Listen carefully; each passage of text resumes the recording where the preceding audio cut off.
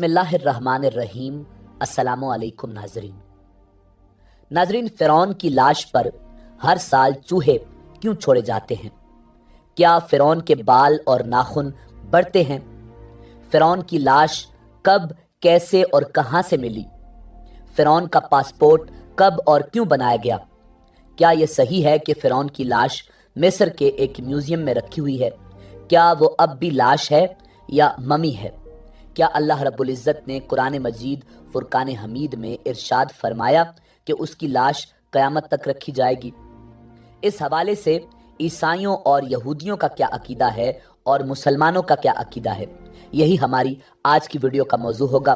اور آج ہم آپ کو فرعون کے غرق ہونے اور اس کی لاش کے حوالے سے حیران کن حقائق بتائیں گے، مگر ویڈیو میں آگے بڑھنے سے پہلے اگر آپ ہمارے چینل پر نئے ہیں تو برائے مہربانی ہمارا چینل info@adil سبسکرائب کریں، جہاں آپ کو بالخصوص اسلامک ہسٹری اور بالعموم دنیا بھر کی منفرد معلومات پر مبنی ویڈیوز ملتی رہیں گی۔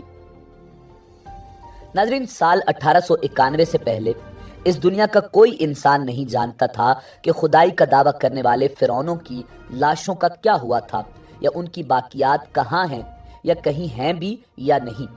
تمام آسمانی کتابوں میں اس واقعہ کا ذکر تفصیل سے ملتا ہے کہ اللہ کے پیغمبر حضرت موسیٰ علیہ نبینا علیہ السلام اور بنی اسرائیل قوم کا پیچھا کرتا ہوا ایک فرعون پانی میں غرق ہو کر اپنی فوج سمیت مر گیا تھا، جبکہ حضرت موسیٰ علیہ نبینا علیہ السلام اور ان کی قوم کو پانی نے اللہ کے حکم سے گزرنے کا راستہ دے دیا تھا۔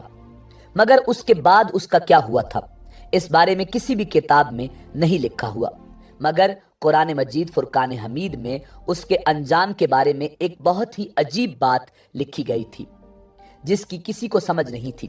قرآن پاک کی سورہ یونس کی آیت نمبر 92 میں اللہ رب العزت نے ارشاد فرمایا، فَالْيَوْمَ نُنَجِّيكَ بِبَدَنِكَ لِتَكُونَ لِمَنْ خَلْفَكَ آیَةً وَإِنَّ كَثِيرًا مِّنَ النَّاسِ عَنْ آیَاتِنَا لَغَافِلُونَ۔ سو آج ہم صرف تیری لاش کو نجات دیں گے تاکہ تو ان کے لیے نشان عبرت ہو جو تیرے بعد ہیں، اور حقیقت یہ ہے کہ بہت سے آدمی ہماری نشانیوں سے غافل ہیں۔ ناظرین، یہ واقعہ آج سے 3500 سال پہلے پیش آیا تھا۔ فرعون کے ڈوب کر مرنے کے بعد سمندر نے اس کی لاش کو اللہ رب العزت کے حکم سے باہر پھینک دیا، جبکہ باقی لشکر کا کوئی نام و نشان نہ ملا۔ مصریوں میں سے ایک شخص نے ساحل پر پڑی فرعون کی لاش پہچان کر اہل دربار کو بتایا۔ فرعون کی لاش کو محل پہنچایا گیا۔ درباریوں نے مسالے لگا کر اسے پوری شان اور احترام کے ساتھ تابوت میں رکھ کر محفوظ کر دیا۔ حنوط کرنے کے عمل کے دوران ان سے ایک غلطی ہو گئی تھی۔ فرعون کیونکہ سمندر میں ڈوب کر مرا تھا اور مرنے کے بعد کچھ عرصے تک پانی میں رہنے کی وجہ سے اس کے جسم پر سمندری نمکیات کی ایک تہ جمی رہ گئی تھی۔ مصریوں نے اس کی لاش پر نمکیات کی وہ تہ اسی طرح رہنے دی اور اسے اسی طرح حنوط کر دیا۔ وقت گزرتا رہا، زمین و آسمان نے بہت سے انقلاب دیکھے جن کی گرد کے نیچے سب کچھ چھپ گیا، حتیٰ کہ فرعونوں کی حنوط شدہ لاشیں بھی زمین کی تہوں میں گم ہو گئیں۔ ان کے نام صرف کتابوں، ان کی تعمیرات اور لوگوں کے ذہنوں میں رہ گئے۔ اس واقعے کے تقریباً 2000 سال بعد اس دنیا میں اللہ کے آخری نبی امام الانبیاء جناب محمد الرسول اللہ صلی اللہ علیہ وآلہ وسلم تشریف لائے۔ ان پر نازل ہونے والی آخری کتاب قرآن مجید فرقان حمید میں فرعونوں کے قصے بڑی تفصیل کے ساتھ بیان کیے گئے تھے، اور اسی سلسلے میں اس فرعون کا جسم محفوظ کرنے کی بابت آیت بھی نازل ہوئی تھی، جس کی سچائی پر سب اہل ایمان کا پختہ یقین تو تھا، مگر وہ سمجھنے سے قاصر تھے کہ اس خدائی کا دعویٰ کرنے والے کی لاش کہاں محفوظ کی گئی اور کیسے اسے عبرت کا نشان بنایا جائے گا۔ ناظرین، سال 1871 میں مصر کے ایک شہر الغورنیہ سے تعلق رکھنے والے غریب اور معمولی چور احمد عبد الرسول کو فرعونوں کی حنوط شدہ لاشوں کی طرف جانے والے خفیہ راستے تک رسائی مل گئی۔ ناظرین، احمد عبد الرسول نوادرات چوری کر کے بیچا کرتا تھا۔ ایک دن وہ دریائے نیل کے کنارے کے قریب تبیسا کے مقام پر اسی سلسلے میں پھر رہا تھا جب اسے ایک خفیہ راستے کا پتہ چلا۔ وہاں وہ نوادرات کی چوری کے لیے جگہ کھود رہا تھا کہ اسی دوران اسے کچھ لوگوں نے پکڑ لیا اور پولیس کے حوالے کر دیا۔ وہ جس جگہ کو کھود رہا تھا وہاں سے ملنے والے راستے کی جب مسلسل کھدائی کی گئی تو سال 1891 کو دوسری ممیوں کے ساتھ اسی غرق ہونے والے فرعون کی لاش بھی مل گئی۔ اس کے کفن پر سینے کے مقام پر اس کا نام لکھا ہوا تھا۔ ان ممیوں کو ماہرین قاہرہ لے گئے۔ جب ان ممیوں کا تفصیل سے جائزہ لیا گیا تو فرعون والی ممی پر جمی نمکیات کی تہ سے تصدیق ہو گئی کہ یہ وہی فرعون ہے جسے اللہ رب العزت نے پانی میں غرق کر کے بدترین انجام سے ہمکنار کیا تھا۔ ناظرین، یہ بہت بڑا واقعہ تھا۔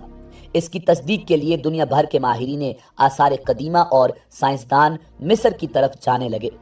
مختلف سائنسی ٹیسٹ کرنے کے بعد دنیا بھر کے سائنسدانوں نے تصدیق کر دی کہ دوسری سب لاشوں کی نسبت صرف فرعون کی لاش پر ہی سمندری نمکیات کی تہ جمی ہوئی تھی۔ اس تصدیق کے بعد اسے فرعون کی لاش قرار دے کر عجائب گھر میں محفوظ کر دیا گیا۔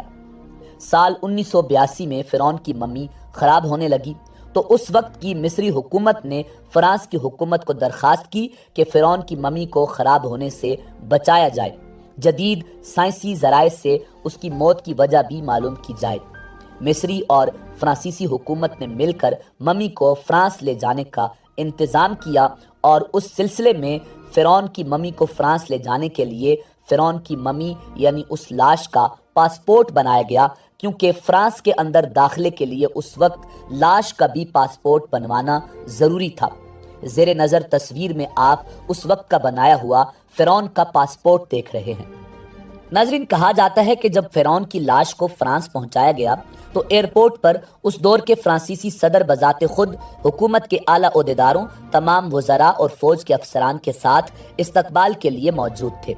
فرعون کی لاش کا استقبال کسی عظیم زندہ بادشاہ کی طرح کیا گیا۔ فوجی دستوں نے سلامی دی۔ فرعون کی ممی کو ماہر ڈاکٹروں کی ٹیم کے حوالے کیا گیا۔ اس ٹیم کی سربراہی ڈاکٹر مورس نے کی۔ مائکروسکوپ ٹیسٹوں کے ذریعے ممی کے تمام اعضاء کا باریک بینی سے جائزہ لیا گیا تو معلوم ہوا کہ اس کی لاش اور جسم میں سمندری ذرات ابھی تک موجود ہیں اور اس کا گوشت ہر روز تازہ ہوتا ہے اور بڑھتا ہے، اور موت کی وجہ بھی پانی میں ڈوبنے کی وجہ سے ہوئی تھی۔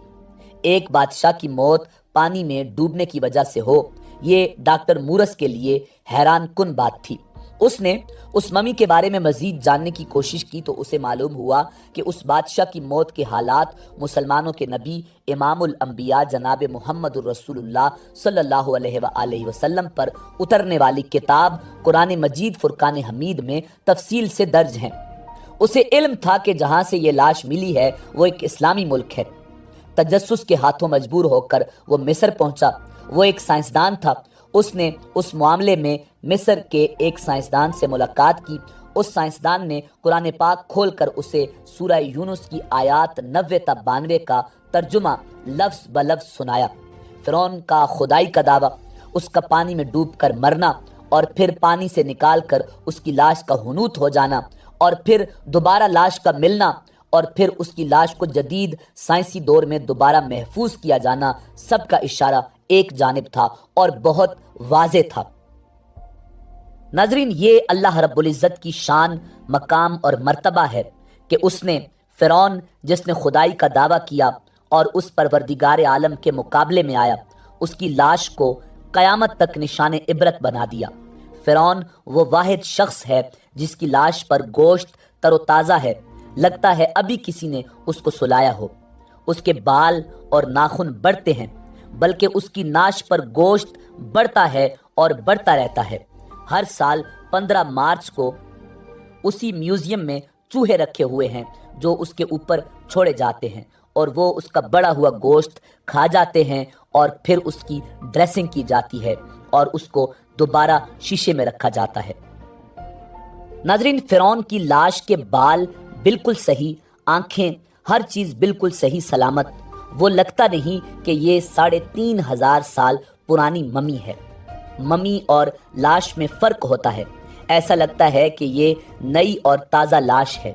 موسیٰ علیہ السلام اور ہمارے آقا کریم نبی آخر الزماں امام الانبیاء جناب محمد الرسول اللہ صلی اللہ علیہ وآلہ وسلم کے درمیان 2000 سال کا فرق ہے۔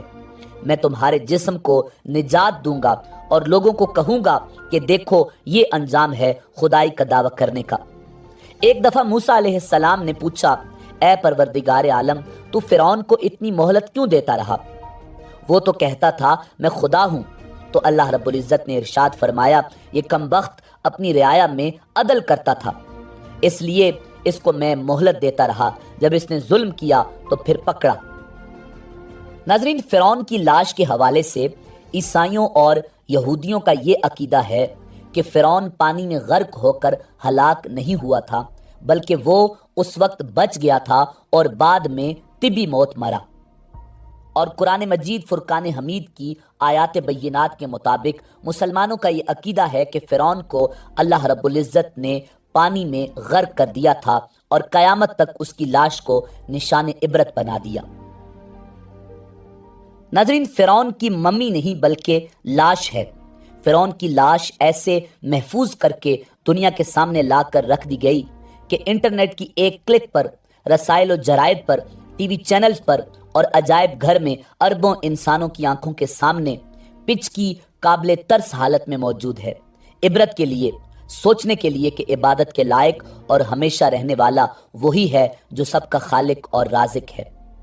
ڈاکٹر مورس نے آیات کا ترجمہ سنا تو اسی وقت پکار اٹھا، اللہ سچا ہے، قرآن سچا ہے، اور اللہ کا نبی امام الانبیاء جناب حضرت محمد مصطفیٰ صلی اللہ علیہ وآلہ وسلم سچا ہے۔ کلمہ پڑھا اور مسلمان ہو گیا۔ ناظرین، اسی امید کے ساتھ اجازت دیجیے کہ آپ کو ہماری ویڈیو پسند آئی ہوگی۔ ملتے ہیں بہت جلد ایک نئی تاریخی، تحقیقی اور معلوماتی ویڈیو کے ساتھ۔